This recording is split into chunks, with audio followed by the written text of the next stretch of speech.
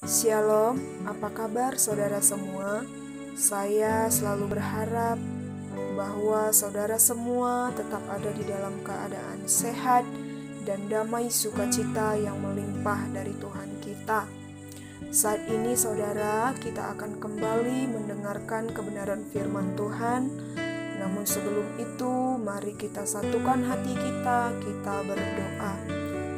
Tuhan Yesus, terima kasih buat kebaikan Tuhan di sepanjang kehidupan kami. Kami bersyukur Tuhan karena Engkau tidak pernah meninggalkan kami. Kasih-Mu luar biasa di dalam kehidupan kami dan juga keluarga kami. Saat ini Tuhan, kami datang kembali kepadamu dengan rendah hati Tuhan. Kami mau mendengarkan kebenaran firman-Mu.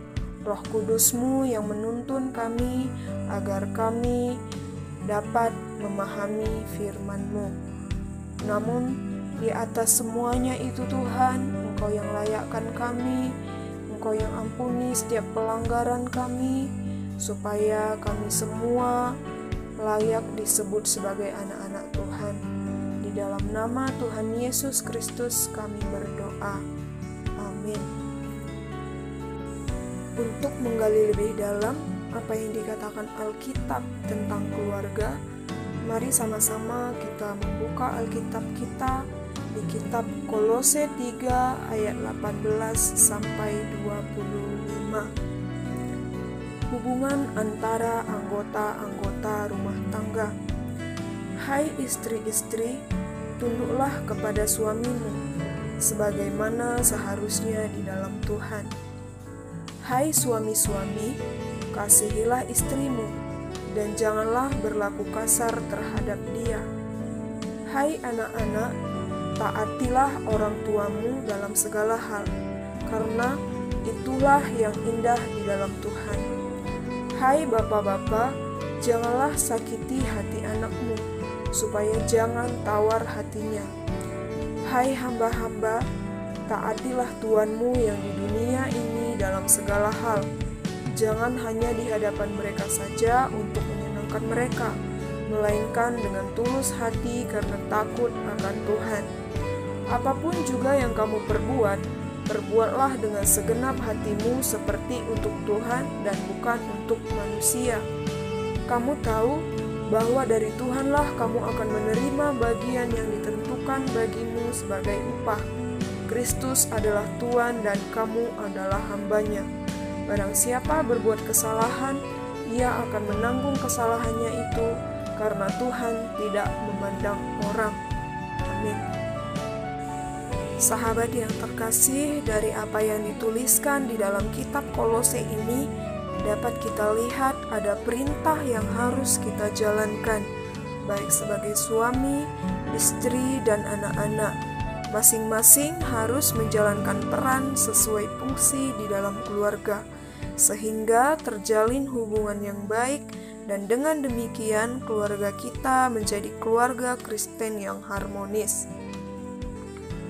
Di ayat yang ke-18 kita dapat melihat bagaimana seorang istri harus patuh dan hormat kepada suami.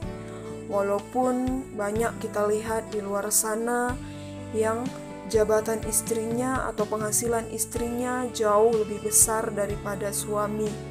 Tapi mengingat suami adalah pemimpin di dalam keluarga, istri harus tetap patuh dan hormat kepada suami. Di ayat yang ke-19 kita juga dapat melihat bagaimana seorang suami harus dapat memimpin keluarga dengan bijaksana dan penuh dengan kasih sayang seturut kehendak Tuhan. Di ayat yang ke-20 sampai 21 kita dapat melihat bagaimana seorang anak yang harus patuh dan hormat kepada orang tua, sebab itulah yang diperintahkan Tuhan. Di ayat yang ke-22 juga kita dapat melihat bagaimana seorang hamba. Hamba adalah bisa dikatakan sebagai kita semua yang ikut ambil alih dalam mengerjakan sesuatu di dalam keluarga kita. Dalam mengerjakan segala sesuatu itu, kita harus setia, jujur, dan menjalankan tugas dengan penuh tanggung jawab. Bekerja bukan menjadi beban yang berat. Satu dengan yang lain harus saling membantu dan mendukung. Biarlah saudara-saudara semua, keluarga kita benar-benar menjadi keluarga yang harmonis sesuai dengan perintah Tuhan. Dan saya berharap dengan keluarga kita yang baik di hadapan Tuhan, keluarga kita bisa memberikan energi positif bagi keluarga-keluarga yang lain, sehingga semakin banyak keluarga-keluarga yang dapat membanggakan Tuhan kita. Saudara, kita akan tutup firman kali ini. Mari kita berdoa. Tuhan Yesus, terima kasih karena kami sudah siap mendengarkan firman-Mu. Biarlah Tuhan, keluarga kami semua menjadi keluarga-keluarga yang takut akan Tuhan, menjadi keluarga-keluarga yang harmonis di hadapan Tuhan. Dan ajari kami selalu supaya kami selalu menempatkan Tuhan sebagai kepala yang memimpin di tengah-tengah keluarga kami. Dan biarlah kami tetap boleh menjalin hubungan yang baik antara satu dengan yang lain di dalam keluarga kami.